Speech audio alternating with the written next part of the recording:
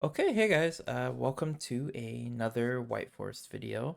Today I wanted to make a video specifically talking about how to play White Forest in the current meta against the specific decks. And today I wanted to take a specific look at Dracotail. I wanted to show off some of the replays that I have recently that I've played against Dracotail, and I want to say I've played 5 matches against Dracotail this evening, and I think I've won all of them. And I wanted to just kind of show you what I've learned and what I think about how to play this deck against that matchup, because I think it's one of the most common matchups that's gonna be out there. That Yummy, maybe some K9 Crystron, and Mitsurugi are some of the main ones. So I wanted to go like one by one of some of the most meta decks right now and take a look at them. So this is the list that I'm running. It's fairly standard. The most important thing I think is going to be the side deck. So I'm playing 3 Ghost Bell to help out with that matchup. I'm also playing 3 evenly. This is something I think is gonna help me against Dracotail quite a bit. And these cards have helped me quite a bit, and I will show you what uh what these games went like. So okay, let's see. I think first we're gonna take a look at I think first let's take a look at this game. So I believe, yeah, I went first. And so I start with the Bellstar, and after I activate the Deception, I get hit with Fulos and then an immediate 5 mana. And I think this is one of the issues I think with some Draco Tail players. I think aren't really using the cards to the best of their ability. I know people want to like be able to play on turn 0, but this just was not the right play, and you'll see why. So he goes 5 mana, uses another 5 mana and Cartesia to go into the Gulamel, and then goes 5 mana, chain link once a set, and then can chain the Gulamel to pop the Deception.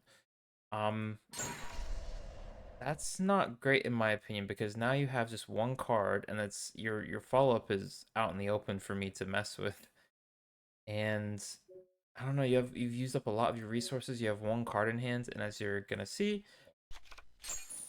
I'm gonna be able to take this apart quite easily, and in under 5 summons, just in case that's a Nibiru. But so we're gonna go normal for woes. I don't need to extend a whole bunch because I know I am in complete control of this game right now.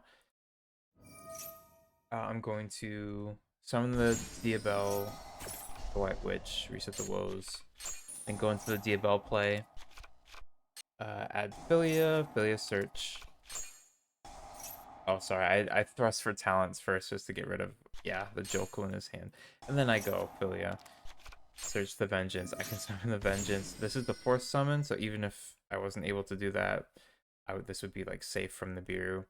And then pop his set, and then I choose not to summon because that's just something you can do. And there you have it. I have Vengeance set up for next turn. I have Woes, which is like an interruption plus a lot of follow up. And yeah, he just has a 1 card on field. So he does draw Lucius, which can search a 5 mana, but again, he can't use it because he needs monsters in hand to summon or the your Dracotail monsters. So I decided to woes here, but it doesn't matter. He's going to surrender. Then game 2, he actually does something I think a lot of Dracotail players are doing and made me go first. So I do have some siding discrepancies, I guess, for what I normally would want. But I do have Ghost Spell, I believe, and some still most of my engine, so I shouldn't really worry that much. So I'm gonna go normal summon. I'm gonna add simple spoils of the White Forest here, just because I just don't need or think I need woes in this situation, and I have an extension here. So I'm going to go for the Diabell line. None of this is getting hit with interruptions. I do know you do get to kind of know if your opponent has something based on the fact that they have a window to respond to something. So it is one thing about simulators that is probably less than ideal, I guess you could say. But that's, not a lot we can do about it. And to be honest, I prefer this to like Dueling Book or whatever. So we search the Vengeance. Then I'm gonna go with Ozet. And then chains Kulos, and then I Ash it, and then he goes with a Izuna. Now this is gonna be a really interesting Izuna play, and I don't think he does it very well, and I'll explain why as this goes on. So I set the tail or Sinful Spoil of the White Forest. He's going to XYZ summon into a Nash Knight, which is the only option here because if he just books one of these things, I just summon this and I can fuse away with it and just keep playing. That's like he's basically almost a nothing. So at this point, he actually just decides to just pass priority and doesn't do anything. And so I'm like, okay, I'm just gonna summon the Vengeance. And now if he tries to suck something up, I can just pop it. And yeah, I'm basically good to continue. So I wouldn't have done this, I don't think, if I didn't know he had this. So what I think my opponent should have done is he should have waited till I went into a level 6 like Arciela and then waited for me to summon my Azumina Elzet from my hand and then gone into his um Izuna play and then right as he summoned this suck up the Elzet Azumina because that's a huge part of how I'm gonna combo. So now just I don't even really have to worry. So I go into the level 6. I search Tails because there's not a lot else to search. And then Deception. Then I'm like, okay, go into Diabell. Head back. Summon this out. Then do the normal like combos where I use Deception to start. Tribute, get hollowed. Hollowed into Murcielago. This is gonna get me wanted. Here I have, I mean, actually, technically with Wanted, I have access to 3 Sinful Spoil names because you can just search uh, Vengeance, but I already have Vengeance on the field right now. So, uh, yeah, so and then I'm going to add back Call It Azumina, and then I'm going to chain the Wanted. I'm search the regular Diabell Star because I already have this out. I'm going to go for a St. Azumina play, and this is where, like, I mean, at this point, he can't really use this, so it doesn't matter. But I don't know if my opponent even knows that I had this play available to me. I send out the Ilya Sylvia, and then I can just tribute his monster in my Saint Azumina for Azumina because in archetype like Kaiju, I can just tribute my Saint Azumina in a face-up monster your opponent controls. Absolutely crazy. So I mean, this was essentially just like a complete waste. And then go to draw a card, and then I believe, yeah, I go into SP to banish the Lucius because that actually I think would have been kind of an issue. And yeah, I can just reset the Sinful Spoils of the White Forest that I had, and then he's gonna nib. I can negate it. I think he could have had a couple of actually decent points to nib before I even summon this out. Um, I don't know why he was holding it for that long, but yeah, I can just negate it. And he's gonna go for a lantern, and I can that's just an easy bait for Silvera to Book of Eclipse both of them. He does have a Rahu though, which is gonna be really strong. I don't have an Ash, and my Omni Negate's gone, so he's gonna send Nib, Azuna, and a Pan. He's going to, I think he targets the SP, which is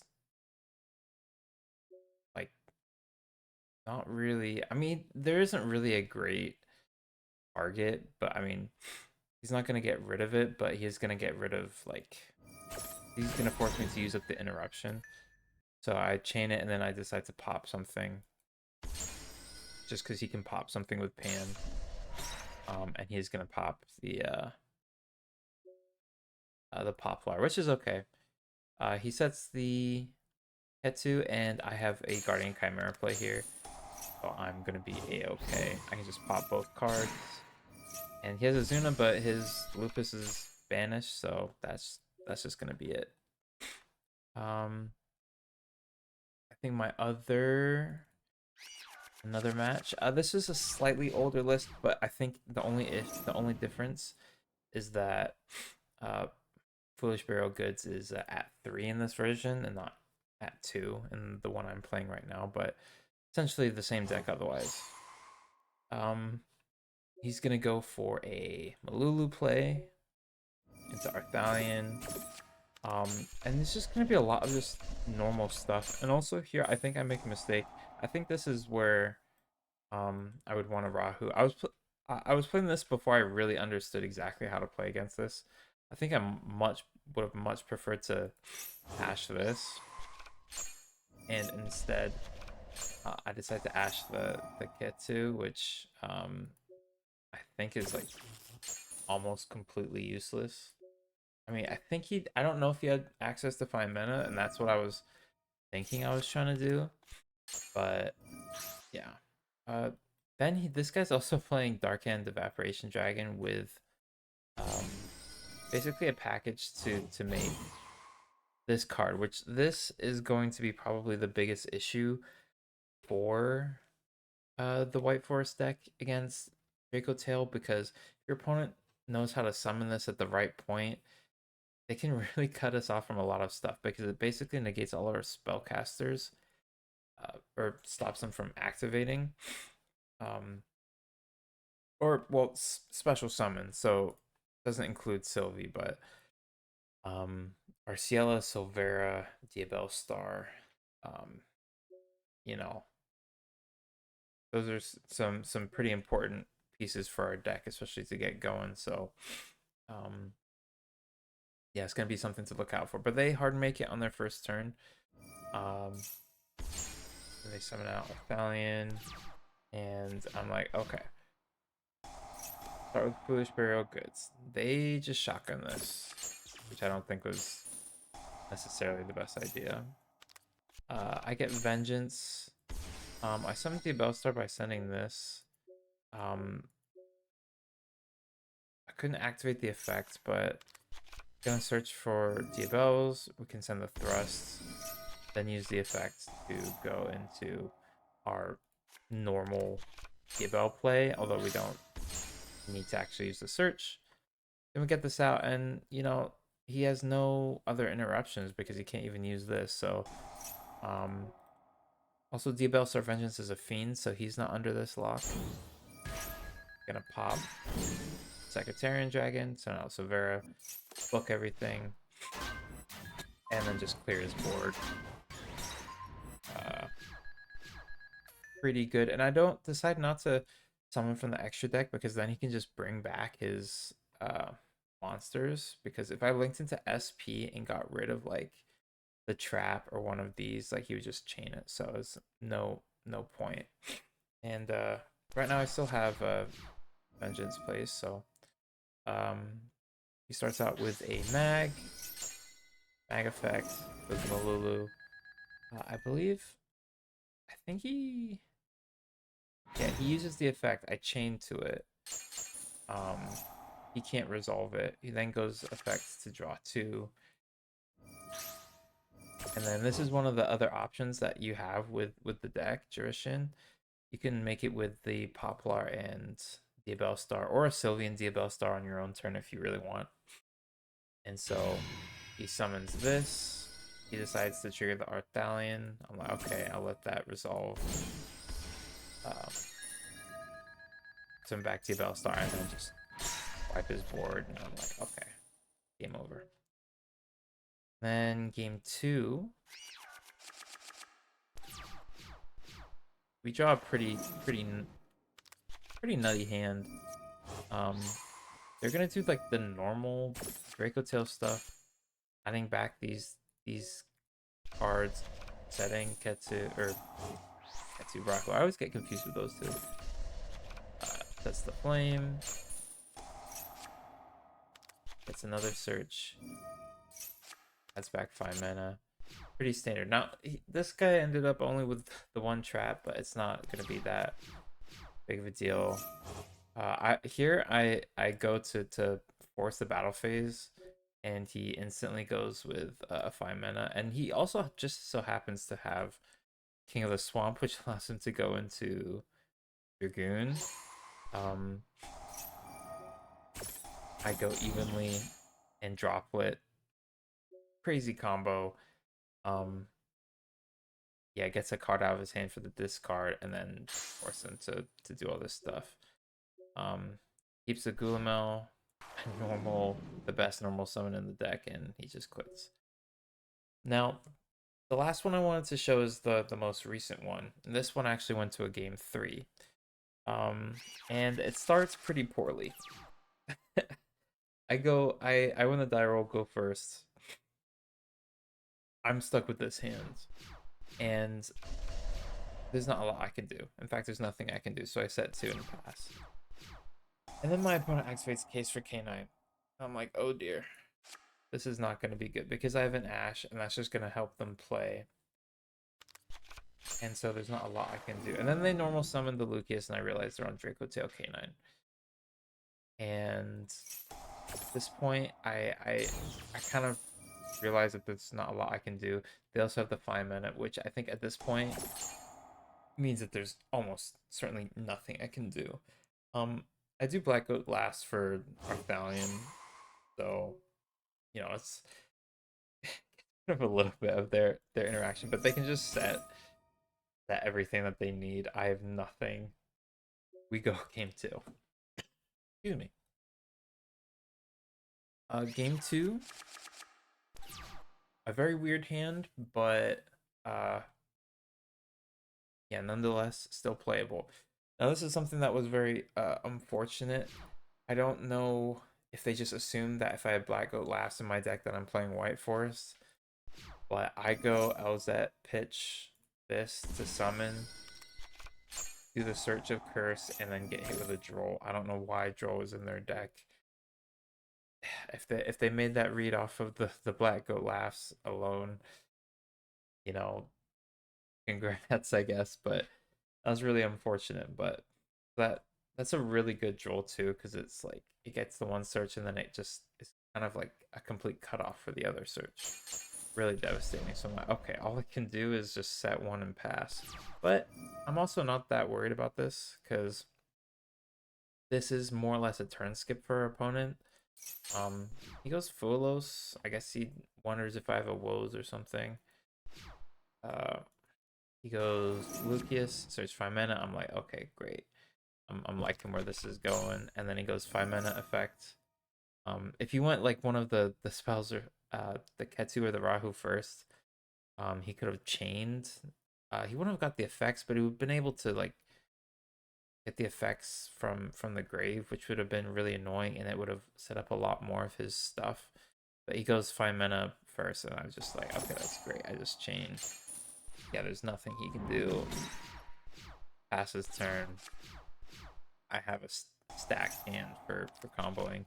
I searched this first because even though it does lock me out of going the Azumina route and getting the Ilya Sylvia, I did side in the Dragon's Mind, which is a counter trap that I can just send off Foolish Burial Goods, and I'll then have access to it very easily through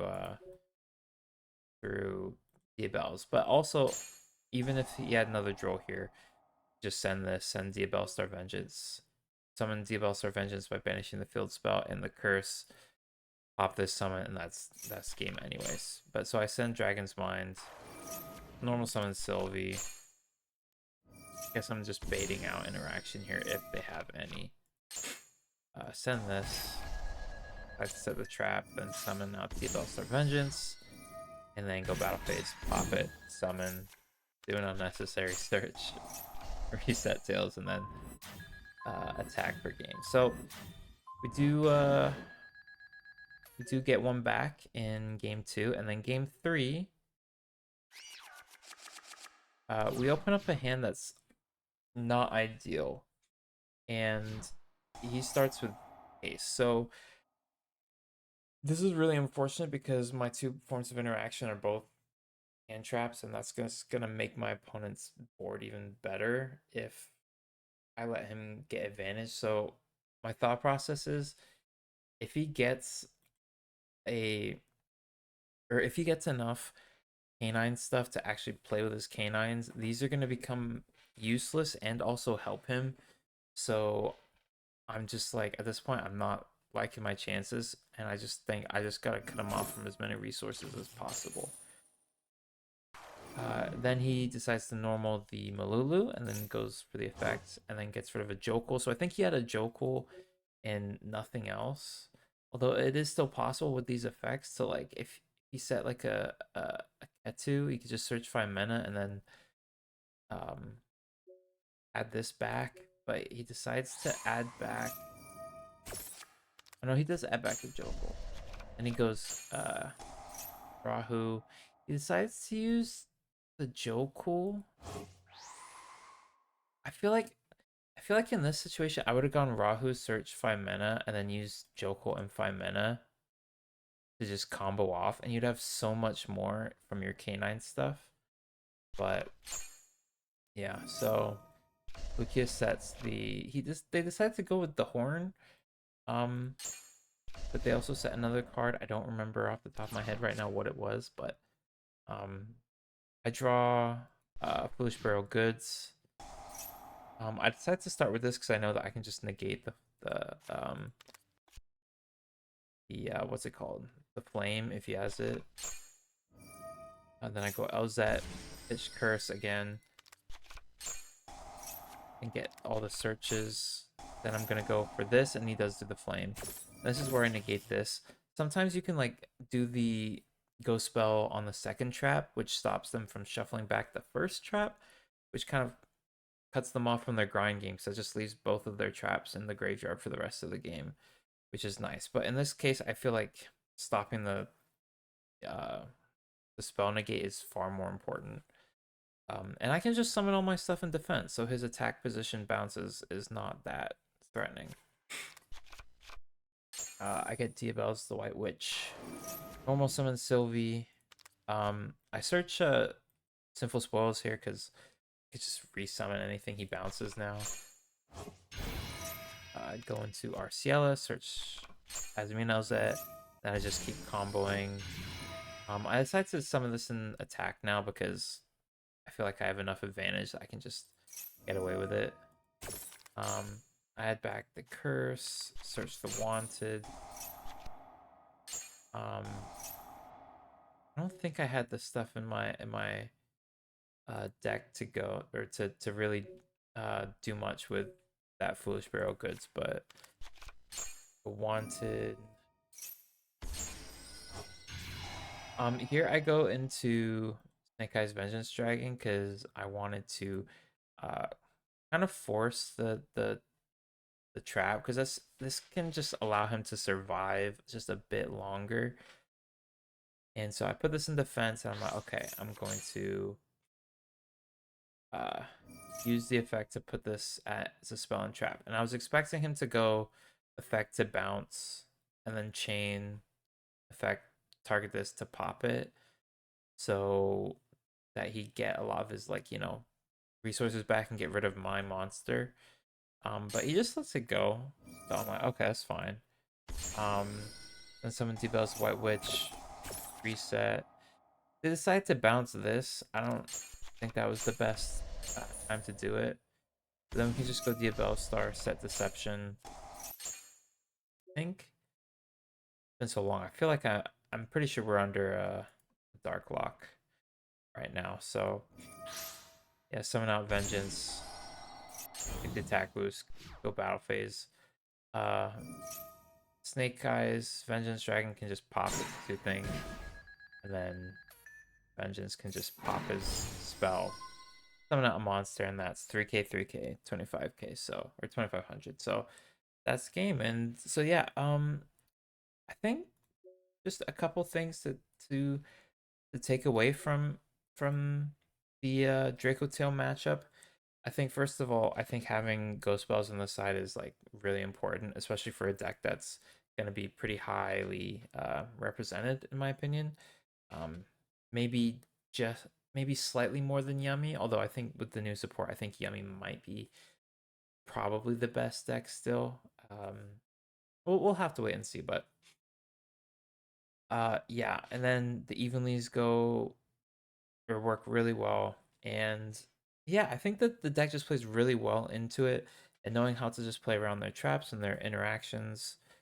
Droplet's another good card that I like to main in White Forest. So um, yeah, I think this deck will have a pretty good matchup into it, even with the was it the Secretarian Dragon, which is a bit of an issue, but there are definitely ways that you can play around it. But um, yeah, I hope you guys found these replays useful. I do like going over some of my games and talking about them. And it actually helps me know what I want to do for the future and playing against these decks too. So I hope you guys, took something from this. And yeah, I'll hopefully be doing another video on perhaps Yummy and maybe Mitsurugi. It depends on if I can find the opponents online, because I got really lucky with how many just Draco Tail opponents I just came up against back to back to back. Um, and I specifically was hoping for that. So hopefully I can get a few yummy matches back to back and see what I will want to change. So yeah, hope you guys found this useful, and I will catch y'all in the next one. Peace.